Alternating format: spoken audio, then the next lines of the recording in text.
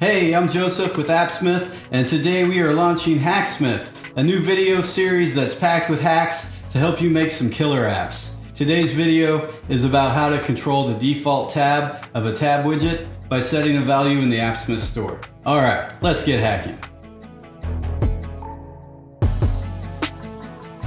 So here we have a tab widget, and there's controls across the top that let the user pick which tab they want to go to. You can also set the default tab to a stored value, and then the user can click other buttons that change the stored value, and that would also change the tab.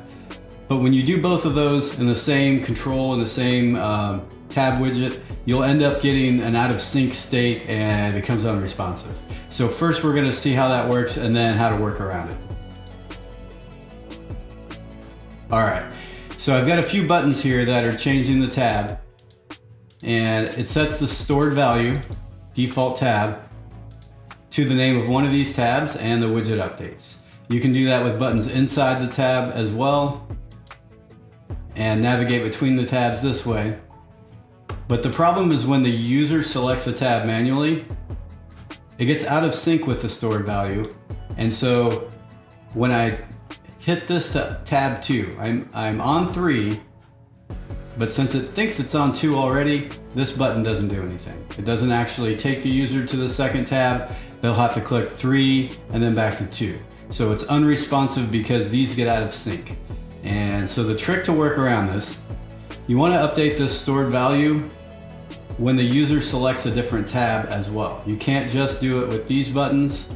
We got to change the selected tab here and update the stored value.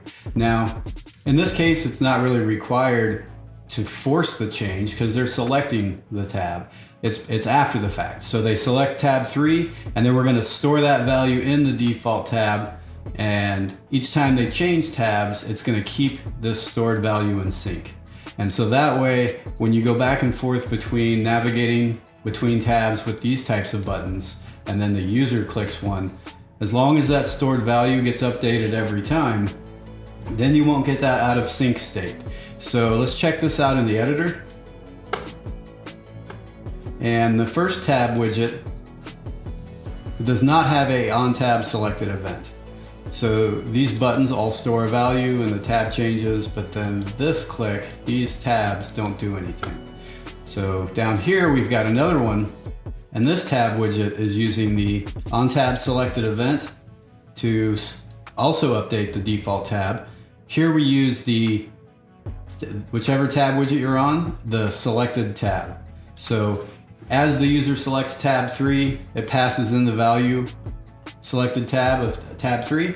That updates the default tab here in the Hacksmith store, and then that'll update and keep those in sync. So regardless of which method they use, those two values will always agree.